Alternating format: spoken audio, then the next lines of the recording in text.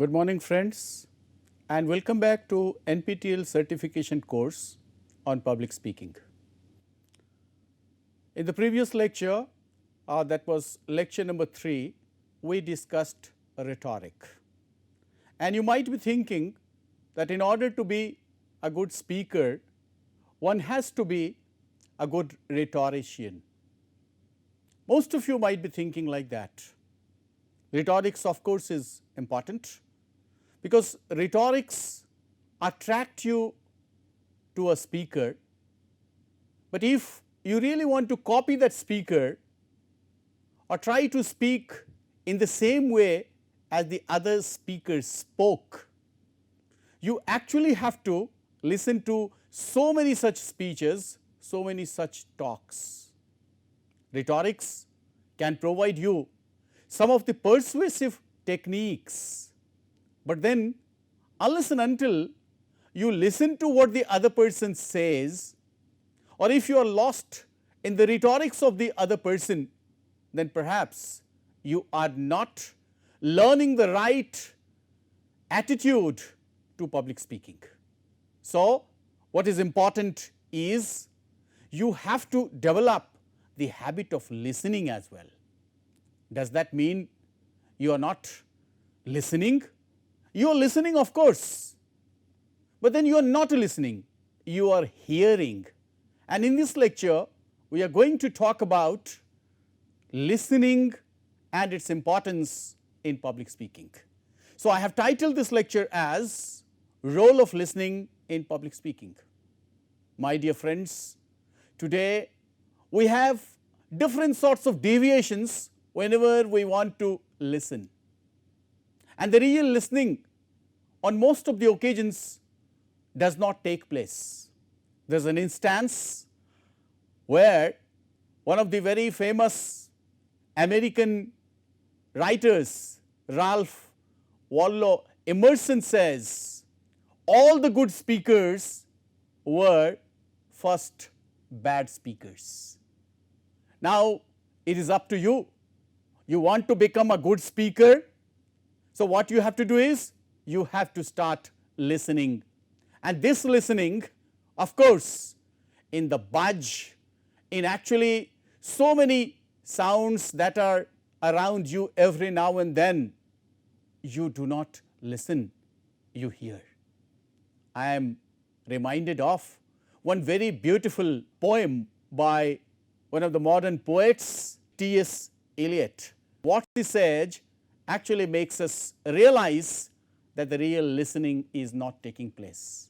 The words are, "My nerves are bad tonight, yes, bad. Stay with me, speak to me. Why do you never speak? Speak. What are you thinking? What thinking? Think. I never know what you are thinking, think." What is the meaning? The meaning is that in the present day world, most of the time we are thinking, but perhaps we are not listening. My dear friends, as I said earlier, you hear but you do not listen to. The question that might have cropped in your mind is there a difference between hearing and listening? Yes, of course. Hearing is something different from listening, because as listening has been discussed and defined by Merriam-Webster's dictionary, that it is actually a process. The process, function, or the power of perceiving sound, specifically the spatial sense by which noises and the tones are received as stimuli. You will find that when you hear, you do not hear something with a purpose. It is accidental, fine. It is most of the time accidental. It is involuntary, it is effortless, but when one has to listen, it actually requires effort. The focused efforts, one has to have a sort of voluntary way to listen. You have to listen intentionally. So, listening is to pay attention to the sound, to hear something with a purpose. Unless and until we hear with a purpose, we perhaps cannot be good speakers. Now, in present day world, it appears that listening has become a lost art. And in this regard, one very beautiful line which Stephen Lucas says in the book The Art of Public Speaking, that hearing is a physiological process, which actually involves the vibration of sound waves on our eardrums and the firing of electrochemical impulses from the inner ear to the central auditory system of the brain. But when you listen, what happens? Since you are listening to voluntarily, naturally you have to put efforts to listen, because an observation says that 50% of what we hear, we actually do not remember. We only remember 10% of the original message. So, if you can have some efforts in listening, perhaps that will pay you rich dividends. And in order to be an effective public speaker, one has to develop the art of listening. Of course, nowadays there are several techniques as to how you can develop the art of listening. We hear, but then we forget. But when you listen something, have you ever thought of why some people remember some very beautiful lines? Because they might have listened to it or them with intent, with a sort of intention. Even of the 4 skills, when we say 4 skills LSRW, what we intend at, the first skill is listening, speaking, reading and writing. So, when one listens, one is not only listening, one is actually speaking, half speaking. Listening is half speaking, my dear friend. In fact, this is actually the first step for speaking. As I said earlier, that all those good speakers were first bad speakers. So, when they developed the art of listening, they converted themselves or they became good speakers. Studies have often revealed that the highest grade people, I mean those students who get good grades, they perhaps are good listeners in the classrooms. But of course, in today's world, the very few people who listen, unless and until you listen with rapt attention or with rapt interest, with rapt enthusiasm, because when you are listening, you are not only listening, you are actually verifying. And sometimes or the other, your common knowledge, the knowledge that you have garnered and gathered, you try to verify it.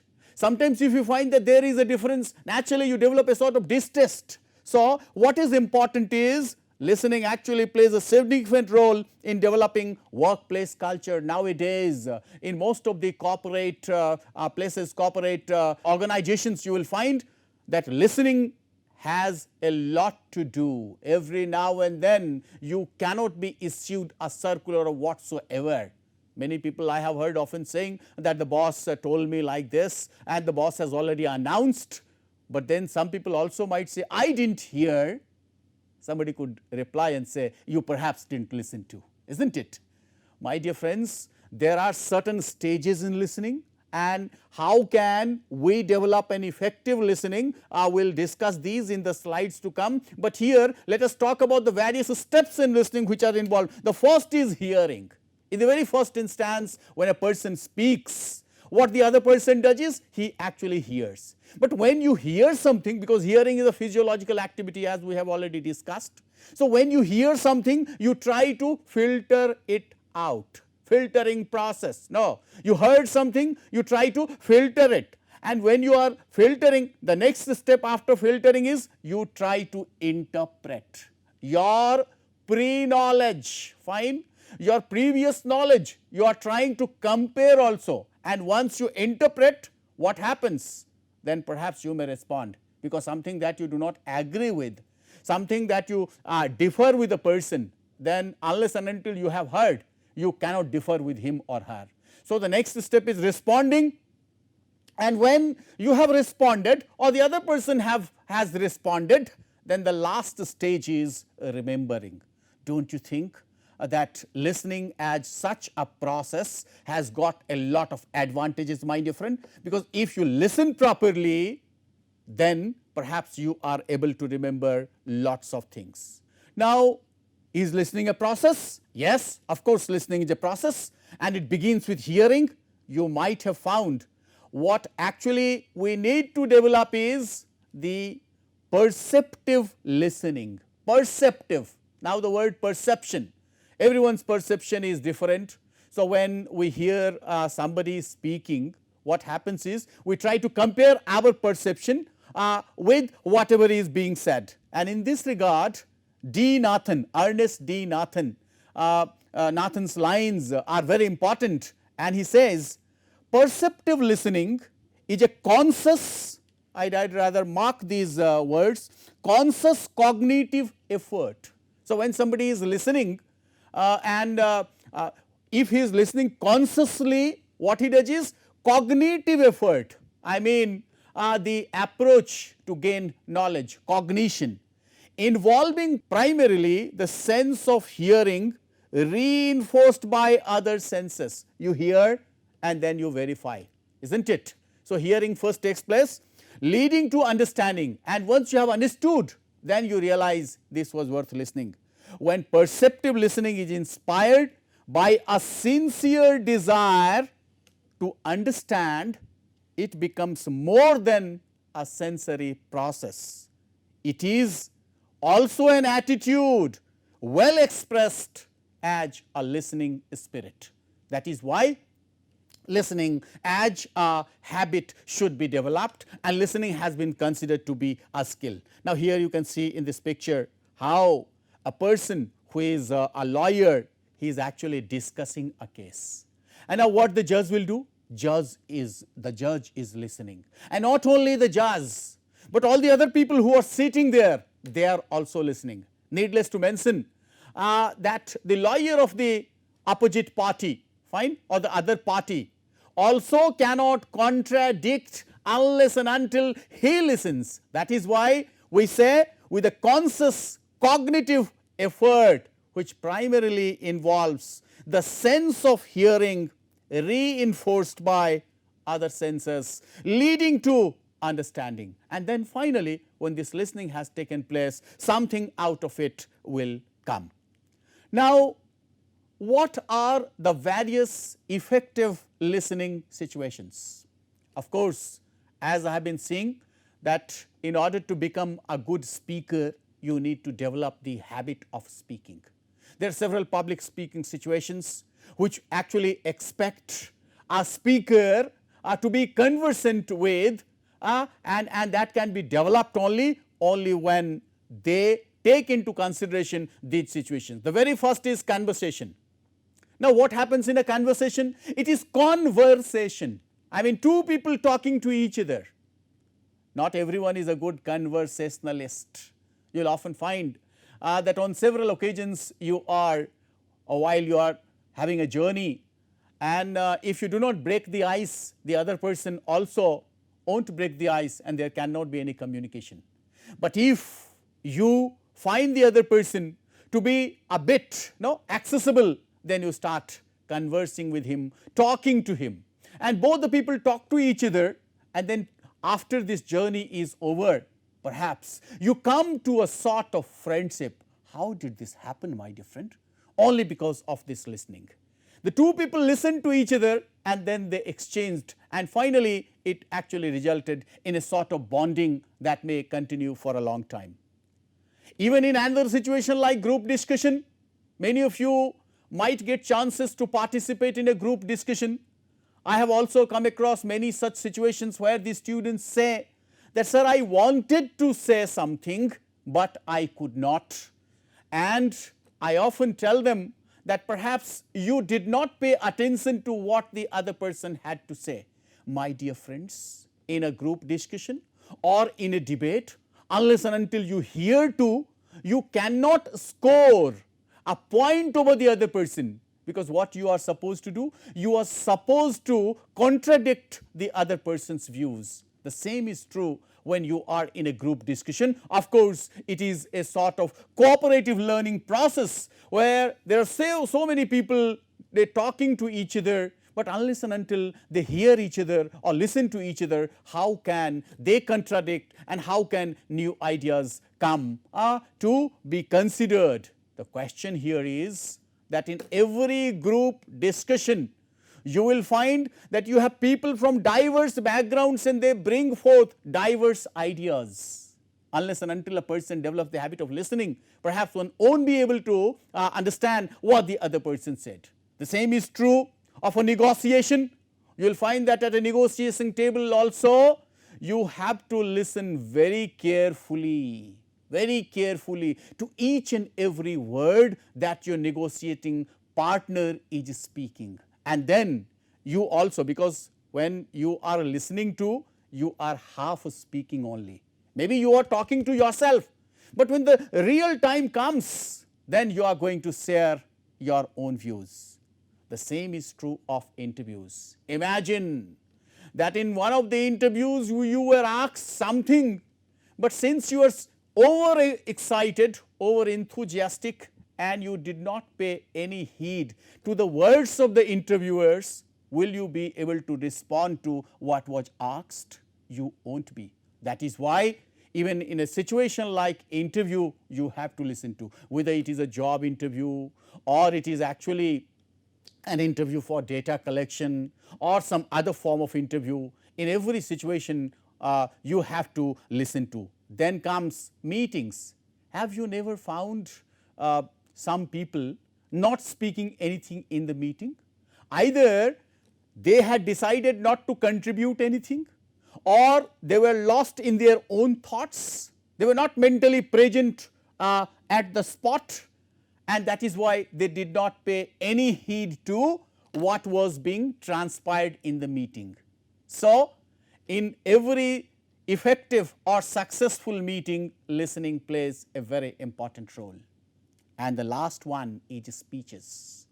All those people who are actually eager to become good speakers should listen to, should develop the habit of listening to different sorts of speakers, sometimes environmentalists, sometimes scientists, sometimes literature people, sometimes poets, sometimes motivational speakers. And when you listen to all these variety of people, you will also some way or the other find you will also be effective, will also be affected in a manner that next time when you are going to speak, you may perhaps be able to copy some of what the other person was using. So, are these situations not important enough to induce you into the lost art of listening? It is, and this listening is going to help you in more than one ways, my dear friend.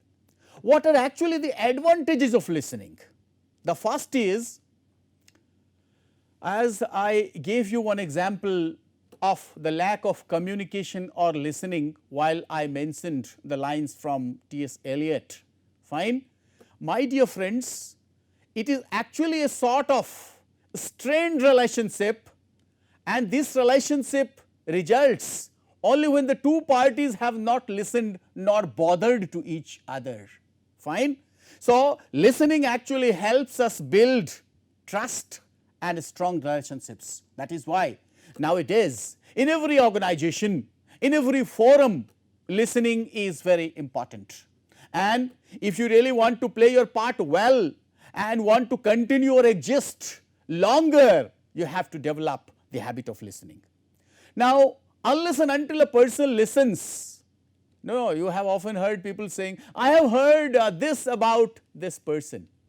So, you have heard, but in order to verify it, you will have to listen to other people also, because that will provide you a scope to prevent you from some of the missing links of an episode, of an event, of an occasion.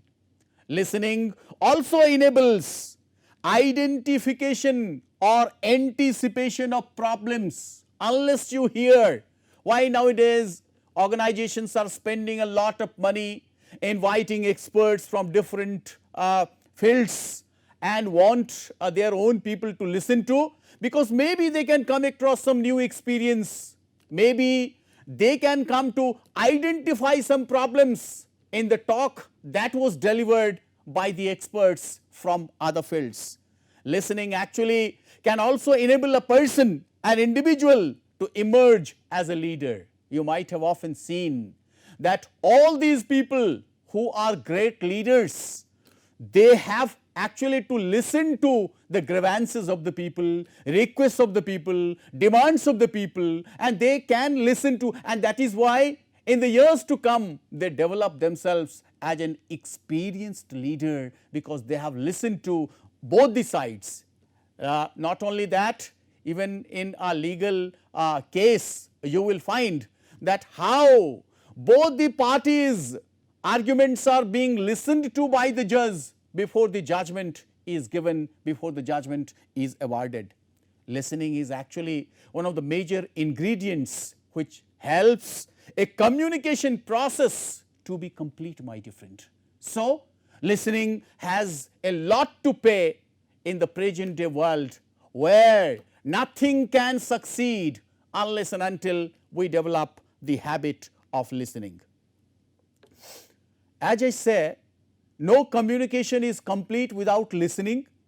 Does that not mean that listening is also a form of communication? But what sort of listening? Not passive listening. No. What do you mean by passive listening? When you are hearing, perhaps you are developing only a sort of passive listening. You hear, no doubt, but you do not pay attention to. What you have to do today is to develop a sort of active listening habit. What is this active listening habit? Active comes from the word act. So, listening is the ability to accurately receive. As I said, the various stages, you not only receive, you actually filter, and you filter and then interpret messages in the communication process. We have in some of the lectures discussed how communication process gets complete. It gets complete only with the feedback, and this feedback, whether in oral communication or in written communication, this when the receiver receives and when the receiver responds to, but the receiver can respond to only when the receiver has been able to understand or listen. Listening is actually the key to all effective communication, and without developing this ability to listen effectively, messages are easily misunderstood. There have been many cases, there have been many cases where listening has not been made proper use of. Let me tell you one very important story which many of you might be knowing. If you might have read or come across the Merchant of Venice, when in the Merchant of Venice the bond was signed by Antony. Antony perhaps could not have thought of what will happen, but it so happens that Antony's bond is forfeited, since Antony was not able to pay the money in time. Now there was a crisis, and this crisis was for Bassanio, who was actually to marry Portia. Fine, to marry Portia. And then what happened? Now Portia, here I am trying to make use of invention that I have discussed in the previous lecture. Now Portia knows everything and how she has to turn the tables. So she made a lot of research, and then perhaps she could find that there was some gap, and when Portia came dressed as a judge, then when the case was opened, Portia told Shylock, "Get ready with your scales, because according to the bond, a pound of flesh was to be cut off from Antonio's body." A pound of flesh. Now, you see how Portia could invent the message that she was going to argue. She says, "Get ready with your scales. According to the bond, you actually deserve a pound of flesh to be cut off from Antonio's body. So, cut a pound of flesh from Antonio's body, but let not a drop of blood be said. Now think of it. This was actually a sort of rhetoric, no doubt, but then there was an invention, and perhaps Antonio could not have thought of. So what he now listens is actually an act of invention. My dear friends, a person, why I am giving this example is, a person who is well versed in the act of listening can also at a critical juncture make use of what he or she might have heard to different speakers, to different cases. So without the ability to listen effectively, messages can be easily misunderstood. Now there are three basic modes of listening. All I am trying to drive home is that listening is a process, and this process as a habit has to be developed. How? The first is combative listening, then attentive listening, and then reflective listening. Now how can we differentiate between all these three? Now when somebody is in a combative listening, it comes from the word combat, means to struggle or to rebel, to oppose. So listeners in such a situation tend to be more conscious of their own viewpoints. So we have a viewpoint, I agree to this view, I hold this belief. So when somebody is speaking, I do not listen because it actually combats my views, it actually rebels my views, and he is not ready to listen to the content which is delivered by the speaker. They deliberately draw attention and are mostly immature listeners. So a combative listener is an immature listener. He does not pay any attention to what is being said, rather he is thinking, he is conscious of his own idea only, of his own belief only. The next is attentive listening. Here one person, as the word goes, attentive, one has to be very attentive. Listeners here have the patience to instill whatever is being uttered by the speaker. Every word of the speaker has to be listened to. In such a situation, they neither check the facts presented by the speaker, and they also do not mistrust them, misbelieve them, disbelieve them. Such persons, those who are attentive listeners, they actually lack independent thinking, and they are easily swayed, easily carried away by whatever has been said. Maybe at times it is the sort of rhetoric that the person applies, and this rhetoric actually blinds him. And the last is reflective listening, reflective. So from the word reflection, this is actually the most challenging, of course, and the most rewarding, the most beneficial sort of speaking. Listeners in such a situation are alert, they actually actively opine, they put forth their own opinion, they are every now and then conscious, and they evaluate everything that is delivered by the speaker, and what they do is they reciprocate in the best possible manner.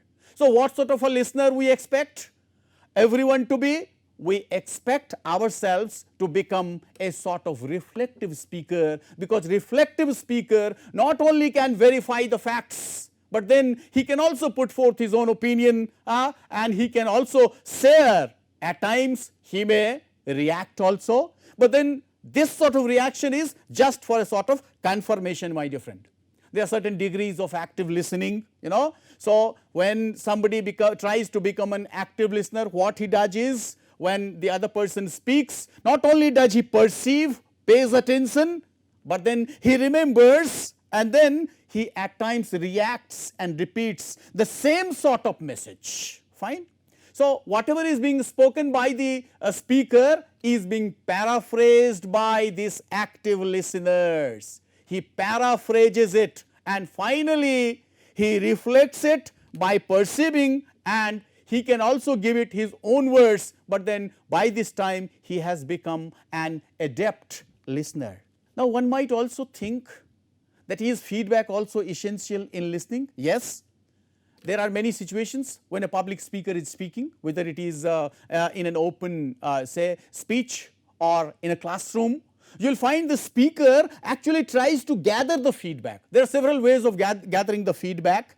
So, if somebody is an active listener, he provides a sort of key component in the overall process of the communication. So, feedback is a key component of active listening, and there is a sort of corrective mechanism. So, it actually corrects something which has been spoken wrongly. So, an active speaker only an active listener only can correct them, and it can help an individual to learn how to match behavior with original intention. Sometimes you will find that there are many people who simply want to impede the flow of a speaker's communication, but such people are actually a damage, fine. But then there are some people who simply try to see that their listening behavior matches with their proper intention. Active listener should always try to restrict or restrain themselves from imposing unwelcomed responses. Now, here you can find how the receiver will have to develop understanding, and he develops understanding, then naturally he will remember, and then he will evaluate, and finally he will provide the feedback. So, listening is a very key process of communication. It is actually also an important component of learning. The more you listen, you are going to gather more knowledge. Think of those people who are not able to read and write. So, they actually develop the habit of having knowledge only through listening. Fine. In earlier days when we did not have all these facilities, we used to listen to. Now, we have different facilities available, and that is why we can listen to a live lecture, you can see a program, and you can get a lot of facts from that. A child, if we take it in the context of a child, you will find the child is not able to speak initially, but the child actually tries to learn the sounds, and how? Through listening, isn't it? So, through listening, the child learns to develop this sort of communication. Of course, there are several stages. Practitioners of language or linguists, fine. So, the linguists believe that language cannot be taught, but it can be caught. Say for example, when you are learning some pronunciation, what happens? If you simply go by its spelling, maybe you are not able to get the proper pronunciation. So, for an effective speaker, when he or she is learning the art of speaking, he also should devote some time in listening to the standard pronunciations, because that will help him, and that will help him catch. So, language cannot be taught, but language can be caught. Listening benefits not only the speaker, but also the listener. So, listening has a dual advantage. It helps the speaker, it also helps the listener. So, it is both ways, my dear friend. But of course, at times you will come across different sorts of impediments are there, obstacles are there, which actually can destroy the beautiful art of listening. And what are they? They are quite good in number. We cannot discuss all of them, but you will find prejudging. So, when a listener judges the speaker beforehand by looking at his appearance, by looking at the way he comes, so you judge. So, prejudging is an important impediment that actually stops the listening process. Then ambiguity. So, somebody says something and you are trying to relate it in a very ambiguous manner, fine. So, somebody has a good intention, but you are actually referring to it or contextualizing it in a different context. Naturally, you are not allowing a proper listening. Then comes illusion. We have already mentioned in the third lecture how the biggest illusion in communication is that it has taken place. And how does it help? Because at times you simply think that what the other person says, because you do not have trust in the other person, and that is why there is a sort of illusion. So, illusion will also allow you not to listen. Rigidity, what I know is the ultimate reality, what this person will tell me. So, in a way you are going to just destroy the beautiful art of listening. Then abstracting, then slanting, whatever is being said by a person, you simply try to slant, you simply to pass it off, fine, not paying any attention. And sometimes you actually make a premature evaluation of the speaker, fine. I have heard him several, somebody told me, I have heard from several quarters that he's a great bore, he doesn't speak well. You have heard, you have not listened to. So, you need to develop the habit of listening. And then sometimes without taking into consideration everything, you provide a hurried conclusion, and this hurried conclusion may actually bring a sort of worry, and you will not be able to listen. And then there are cognitive dissonance, fine, cognitive dissonance is knowledge. You do not have the knowledge proper of a particular area or a particular field, but then that actually puts you at a sort of discriminatory attitude and develops in you a sort of rebellious attitude, and you do not listen to, my dear friend. But then there are ways which can be adopted in order to become an effective listener.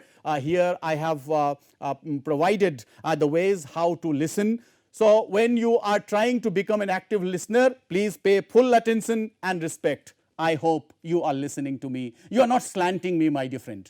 Listen actively. You have to listen actively, one thing at a time. When you are listening, please let your attention be concentrated. You should not start thinking of something else.